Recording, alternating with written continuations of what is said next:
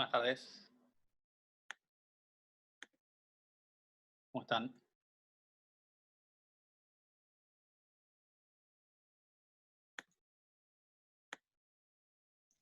Hola, ¿cómo estás? ¿Todo bien? ¿Ustedes? Todo bien, todo tranquilo. Bueno, ¿cómo se llevan con la educación a distancia? O este intento de educación a distancia que estamos improvisando. ¿Bien? No es fácil porque no, claro, no tienen el tema de que están en un aula donde obviamente en un aula obligatoriamente por ahí están viendo algún tema con el profesor o con algún compañero. Acá cualquier distracción es bienvenida si no tiene constancia, ¿sí? Si uno no tiene... falta, falta la cafetería también, sí. Falta el buffet, la máquina de café. Claro, aparte uno tiene, no sé, depende del caso, pero uno tiene, bueno, la computadora ahí, puede llegar a entrar a YouTube, Netflix, Steam, hay un montón de distracciones. Si uno no tiene constancia, también está eso. Si todo el mundo está viendo ahora Netflix en el domicilio, va a haber falta de ancho de banda. Pero bueno, estas clases, la idea es un poco eso, tratar de tener lo que hubiésemos tenido en el laboratorio. Por ahí los ayudan a tener 40 minutos u 80 minutos, depende del día, de, de un tema en particular, pero bueno, después la práctica va a depender mucho de ustedes. Y la idea es que tampoco estas clases sea para que los abrume, ¿sí? Si bien tratamos de explicar y ver temas nuevos y ver ejercicios, fíjense que por ahora no hablamos nada de exámenes, ¿sí? No, la situación es atípica, así que no, no va a haber por ahora mencionar el tema de exámenes, sí, de trabajos prácticos que van a ir haciendo, ¿sí? No son obligatorios, pero sí son sugeridos. Y bueno, después si la cuarentena dura lo que dure el cuatrimestre, que es posible, es una posibilidad, ahí sí veremos cómo evaluarlo, ¿sí? Bien, el tema para ver hoy es archivos, ¿bien? No es fácil, no pretendan por ahí tratar de entenderlo a las maravillas en la primera vez que lo ven. Vamos a tener varias semanas para trabajar con esto, ¿bien? Hoy vamos a ver lo básico, que es cómo, primero ver qué es un archivo, cómo definimos un archivo de los que vamos a trabajar nosotros. Luego vamos a ver cómo crear eh, nuestro propio archivo a partir de la estructura de productos, que es la que estamos trabajando. Van a tener un TP de archivos que ustedes mismos eligieron en la votación, ya está hecho, ya está redactado. Así que también les voy a mostrar eso, de qué se trata el TP. Y después vamos a ver un ejemplo en código de cómo crear un archivo de tipo producto y después listarlo. ¿Bien? Con eso ya cerraríamos por hoy. Estuve hablando con Brian, me parece que él a las 7 va a estar conectado y va a seguir donde yo deje con dudas, para espacio para dudas. ¿Sí? Obviamente acá si tienen dudas me pueden ir preguntando, pero la idea es que las dudas prácticas lo pueden ver con Brian a las 7, 7 y cuarto, ¿bien? Bueno, entonces empezamos con, primero, compartiendo la pantalla del Firefox. Y ustedes deberían estar viendo ahora una diapositiva, ¿sí? La primera de las diapositivas. Y ahí estarían viendo la presentación directamente, ¿no? Lo están viendo a modo pantalla completa. Bien, si les parece entonces, comencemos. Bien. ¿No ven pantalla completa? ¿O pseudo completa?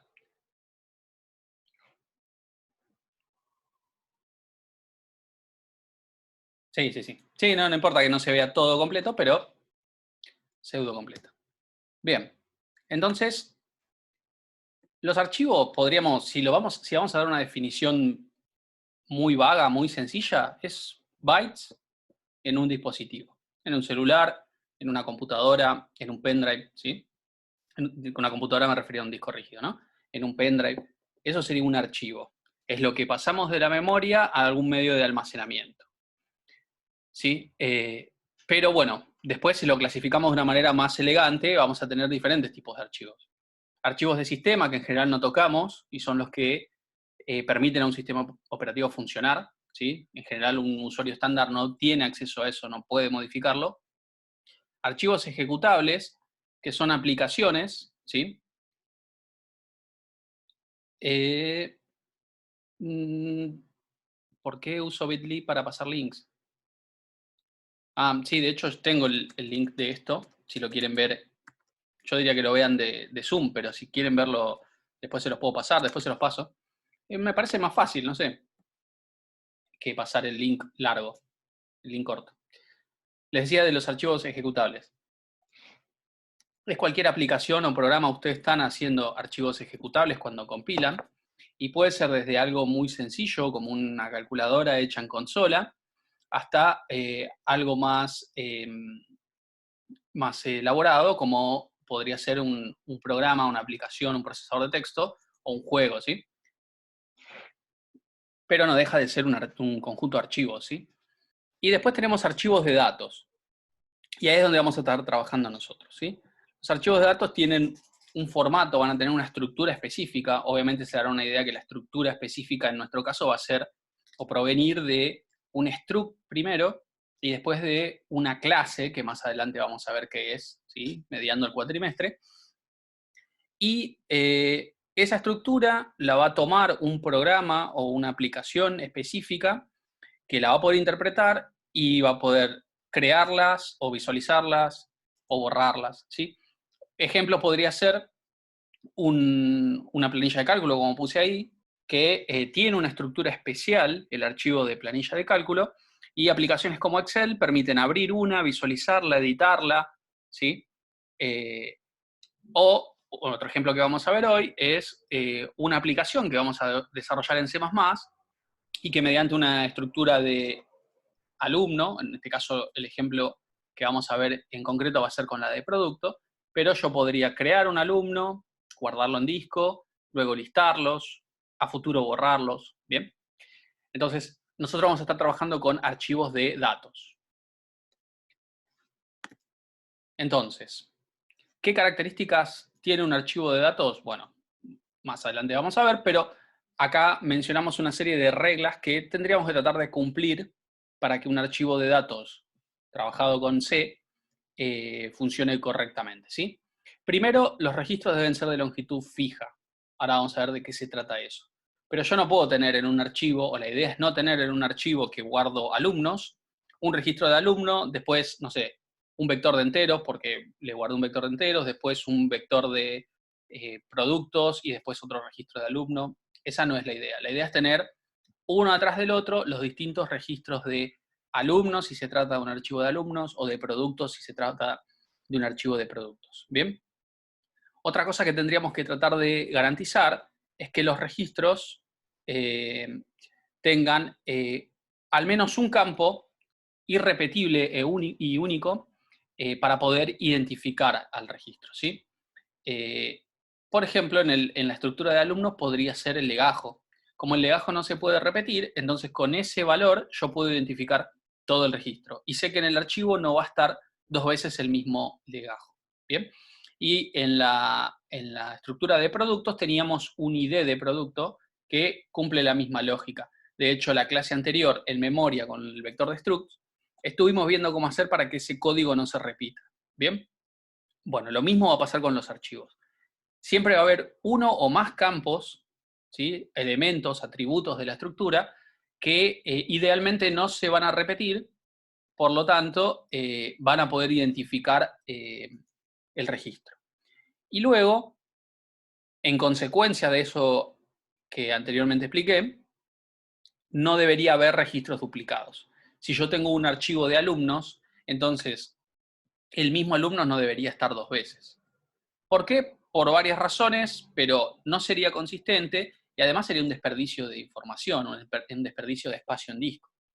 Aparte, si lo repito una vez, nada me impide después repetirlo 1000 veces o 100.000 veces entonces ahí se empieza a transformar en un desperdicio, ¿sí?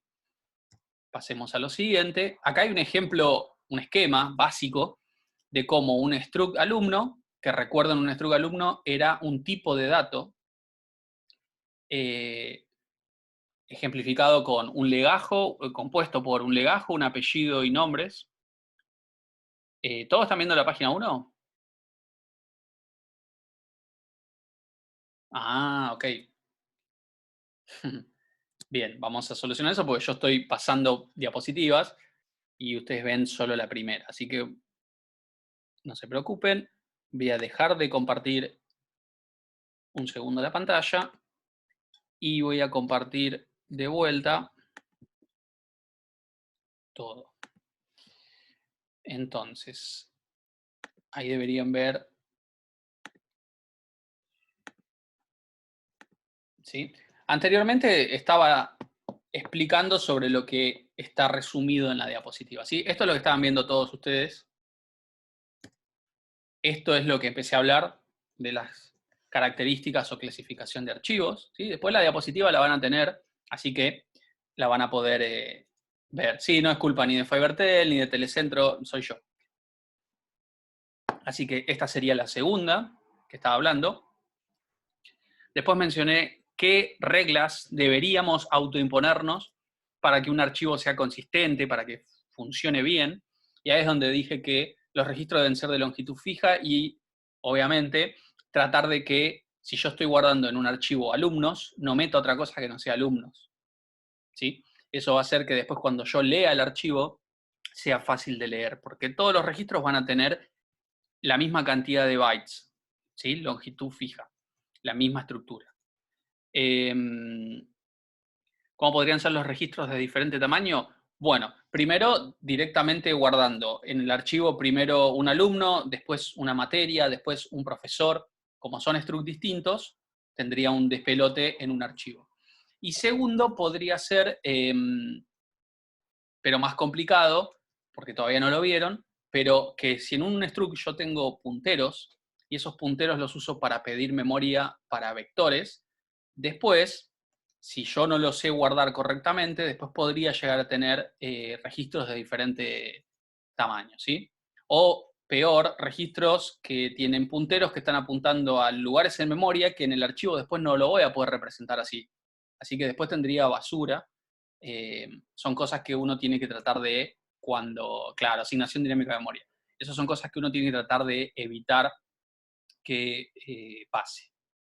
La definición de longitud fija sería, o podríamos decir que es guardar siempre el mismo tipo de dato en el archivo.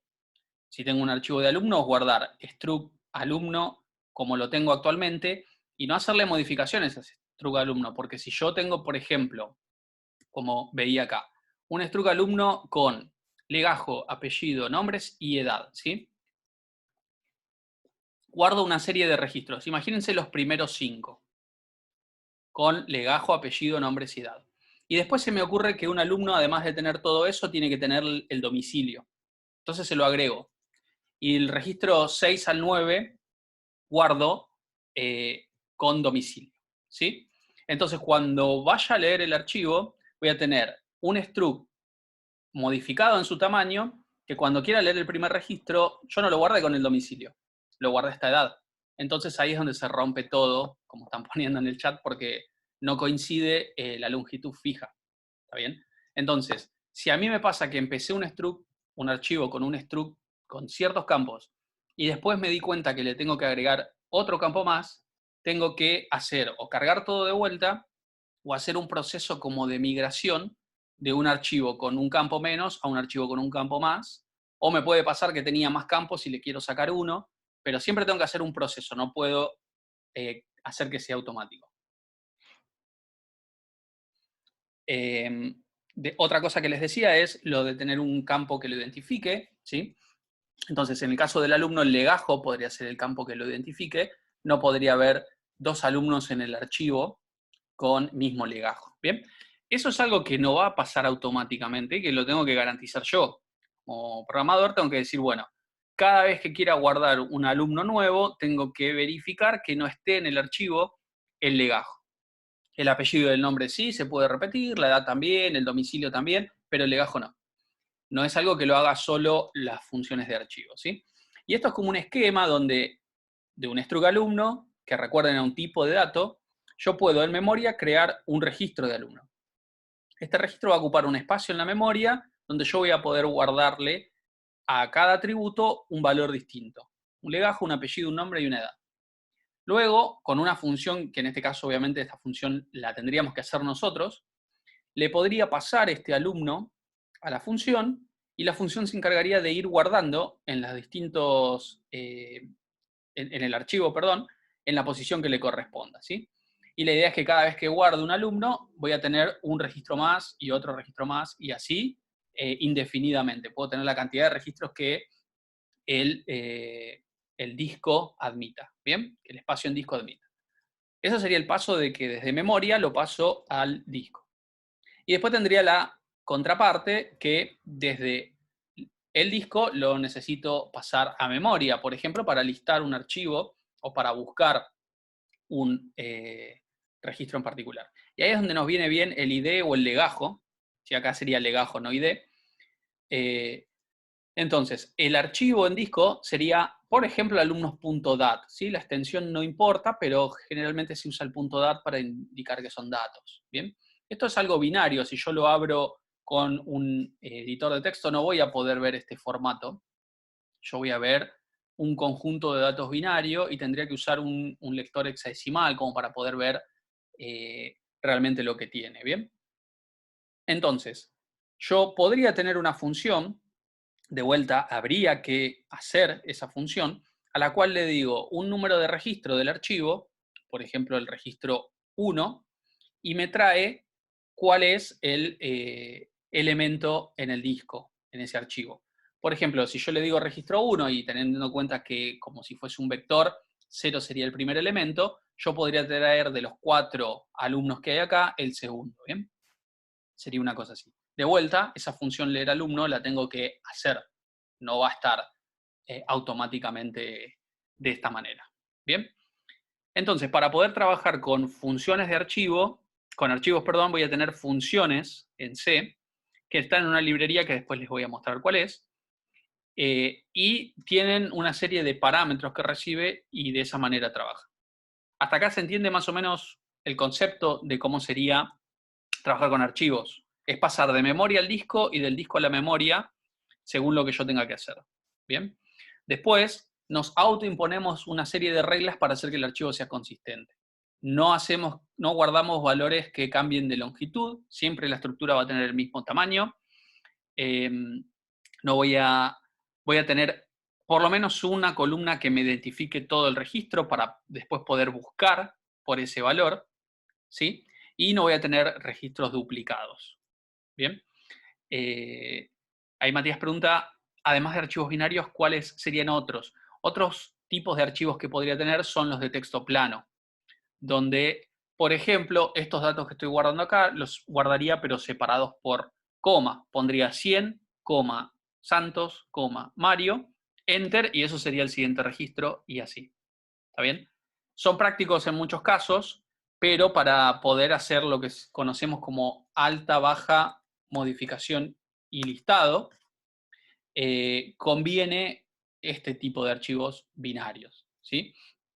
El otro que les mencioné se suele llamar separated values o CSV, ¿sí? Y son útiles en otros contextos, como por ejemplo exportar e importar datos de forma rápida y fácil, para eso sirven, pero no tanto para hacer un sistema que permita manipular, ¿sí?, los diferentes registros.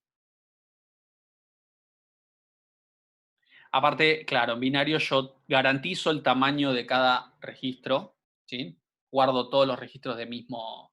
Aunque con CSV también podría garantizarlo si quiero. Bueno, paso a la siguiente. Todo lo que veníamos diciendo estaba muy lindo, pero las funciones de archivos en C no admiten trabajar con número de registros. Yo no le puedo decir tráeme el registro 3, o tráeme el primer registro, o tráeme el último registro, ¿sí? Las funciones de C trabajan con bytes. Yo le voy a tener que decir, tráeme esta cantidad de bytes, o guardá esta cantidad de bytes, ¿bien? Y cantidad de bytes no es una forma tan fácil de trabajar como si fuese con número de registro. Entonces, esto que tenía antes, que me permitía leer por número de registro o guardar por número de registro, si se quiera, lo tengo que hacer yo, ¿sí? Lo tengo que añadir yo con una función, con una serie de funciones. Y eso es lo que la idea es primero entender cómo funcionan la librería para trabajar con archivos y después a eso agregarle una capa de funciones propia para que trabajar con archivos sea fácil. ¿Bien? Van a poder trabajar con vectores y archivos, pero en general no va a ser necesario, ¿sí? Ahora vamos a ver por qué. Porque el archivo solo vendría a trabajar como una especie de vector de tamaño indefinido y yo puedo ir leyendo de a uno cada registro y tendría todos los elementos del archivo. Pero si por alguna razón yo quisiera leerme todo el archivo completo a memoria, eso también lo podría hacer, si quisiera. Bueno, volvamos entonces a cómo son las funciones en C de archivos, ¿sí? Acá tenemos lo que es la lectura. Esto significaría poder pasar del disco, ¿sí? Del archivo en disco a la memoria. Y fíjense que hay una especie de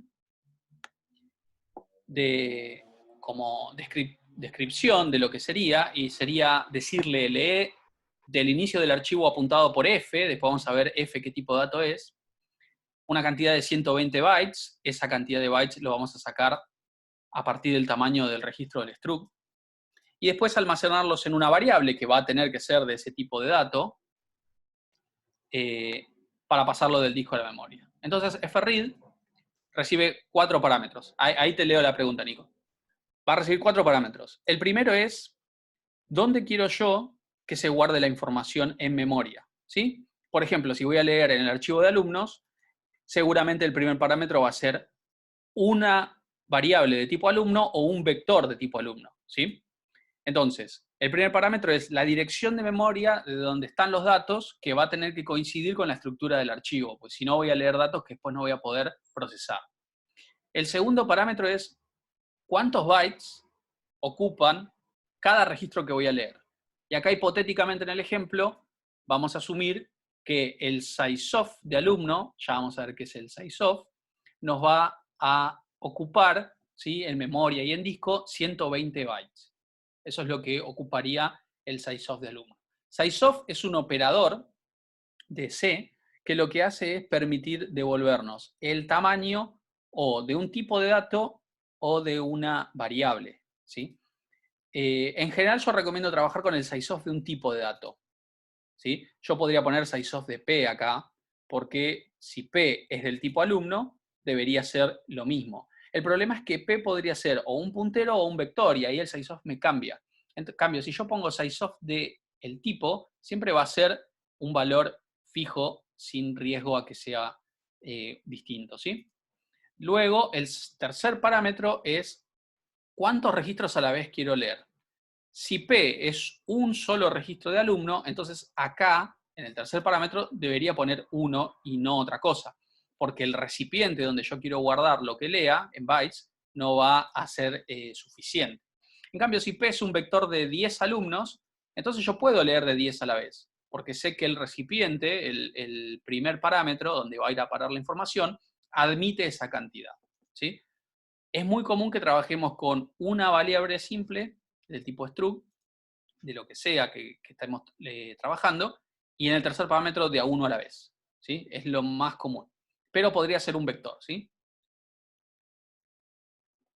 Claro, la primera vez que lo ejecutemos, creamos el archivo, guardamos una serie de datos, y después ya podríamos hacerle fread y leer, exactamente. Bueno, y el último parámetro es un puntero file, un tipo dato nuevo que está dentro de la librería donde están estas funciones, y vamos a ver más adelante qué hace ese puntero file, ¿sí? Alguien iba a preguntar algo y era Cristian. Ahí lo preguntó. Fread y Frwrite se usan sí o sí después de un fopen que crearía el archivo antes de abrirlo. Bien, algo así. Sí, sí, sí. fopen sería una de las primeras, la primera función que tendríamos que ejecutar, luego fread o frwrite, dependiendo de lo que queramos hacer, y luego fclose. Mi duda es sobre el primer parámetro de la función. ¿En qué casos nos llevaría el ampersand? Ajá. Bien. Si esto es una variable simple, ¿sí?, de tipo alumno, es con ampersand. Porque yo necesito indicarle la dirección de memoria de donde arranca esa variable, ¿sí? Entonces uso el ampersand de la variable simple. Si esto es un vector, recordemos que el nombre del vector ya es la dirección de memoria de inicio, así que si fuese un vector no le pongo el ampersand, o le pongo ampersand del vector en la posición 0. Depende qué tenga yo como recipiente, ¿sí? De dónde quiero guardar yo los datos. Si es de una variable sola, va con ampersand. Si es un puntero o un vector, que es una especie de puntero, probablemente con el nombre del vector ya estemos, sea suficiente, ¿sí?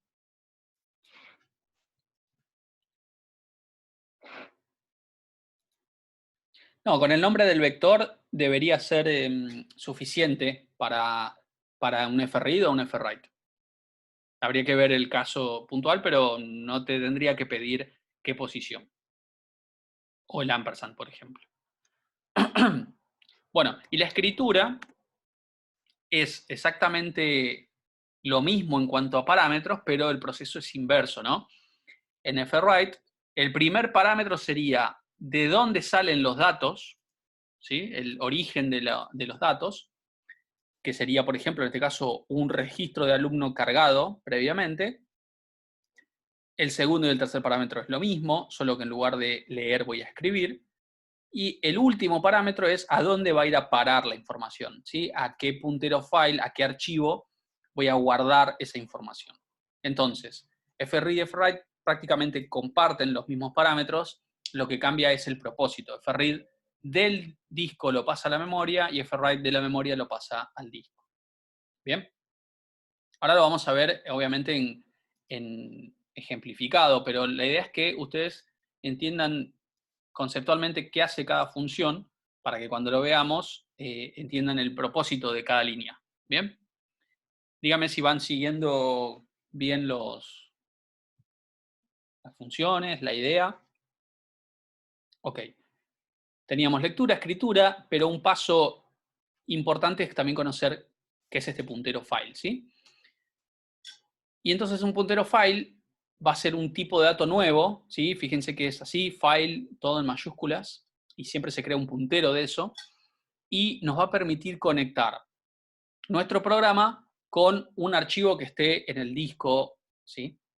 En el disco rígido o en un pendrive, por ejemplo. Entonces, el puntero file por sí solo no tiene ninguna utilidad, ¿sí? Cuando yo declaro un puntero file, podríamos decir que, como todo puntero, está apuntando a basura, ¿sí? Yo tengo que hacer, mediante el uso de una función, que es fopen, la apertura del archivo. Y ahí es donde le digo qué archivo es y un modo de apertura que ahora vamos a ver de qué se trata. Pero el puntero file solo no me sirve, ¿sí?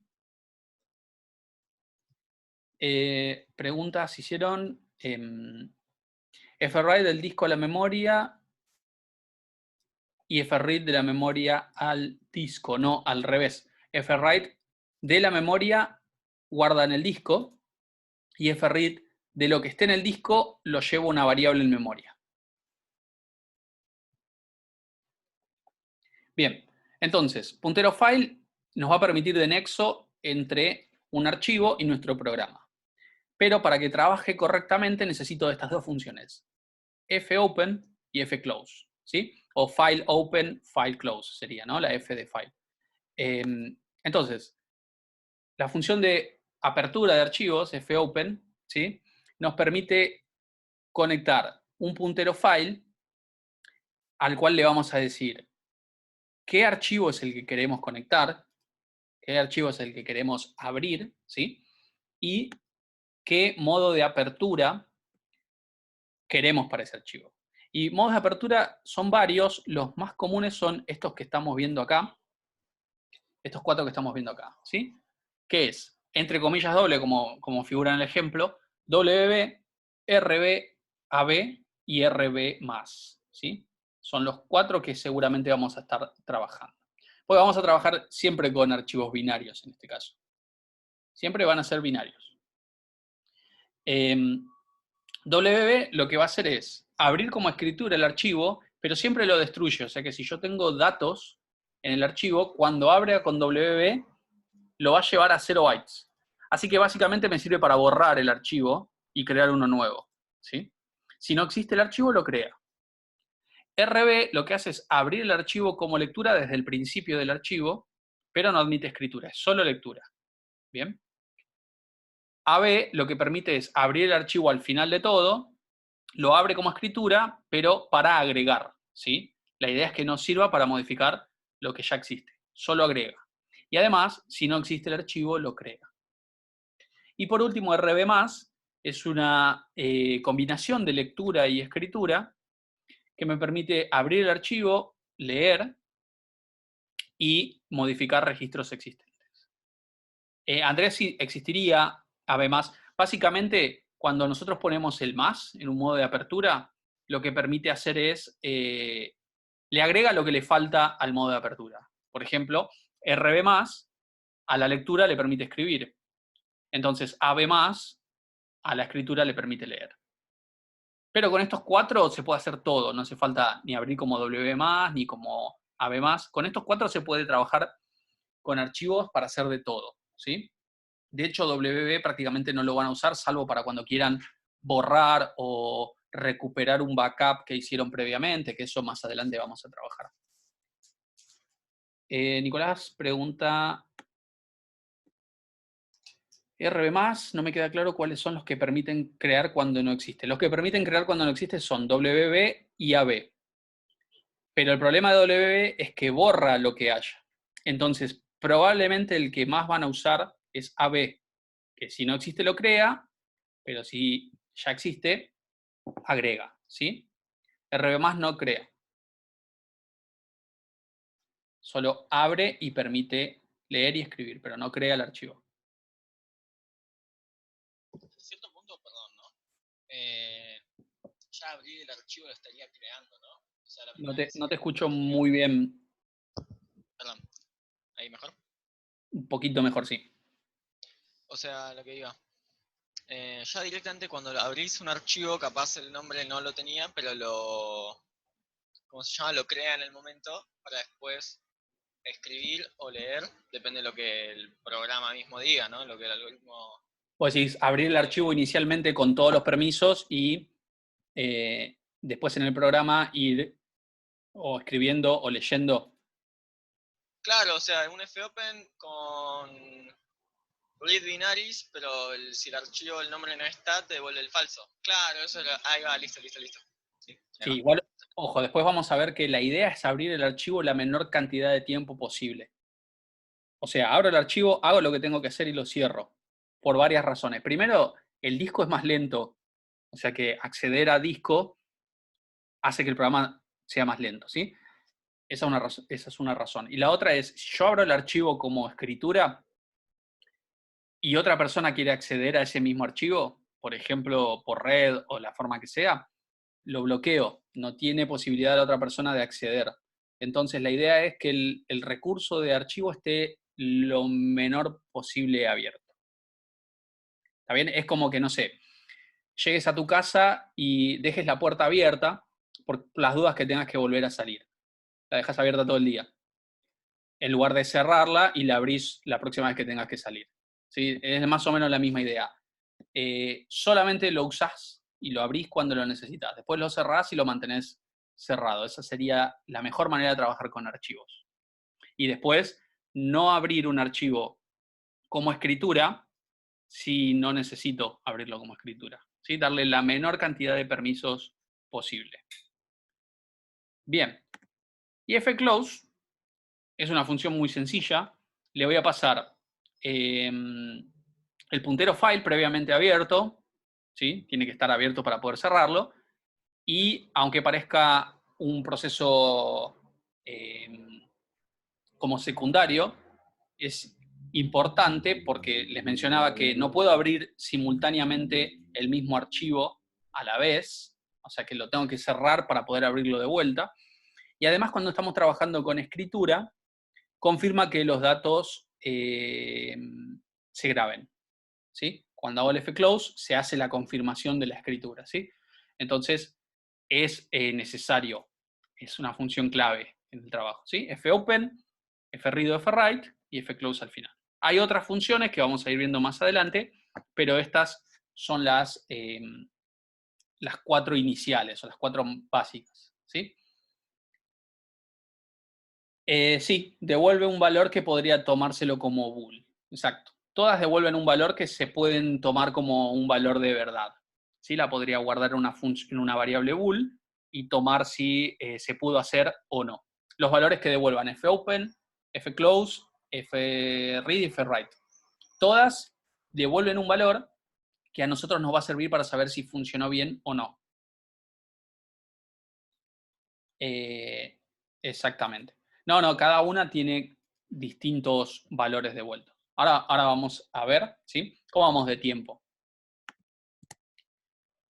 Bueno, queda poco como para ver un ejemplo completo ahora, ¿sí? Entonces, lo que podemos hacer es finalizar acá esto y después cuando abramos de vuelta una nueva, en el mismo link, una nueva sesión, les muestro un ejemplo donde guardemos, ¿sí? Carguemos un producto y lo guardemos, y otro donde leamos del disco y lo mostremos por pantalla, por ejemplo. En 10 minutos creo que podemos ya volver, ¿sí? Y después recuerden, después de ese ejemplo, voy a hablar con Brian para que me dé, no sé si me va a dar un ID de Zoom. Si quieren, pueden seguir con Brian, ¿sí?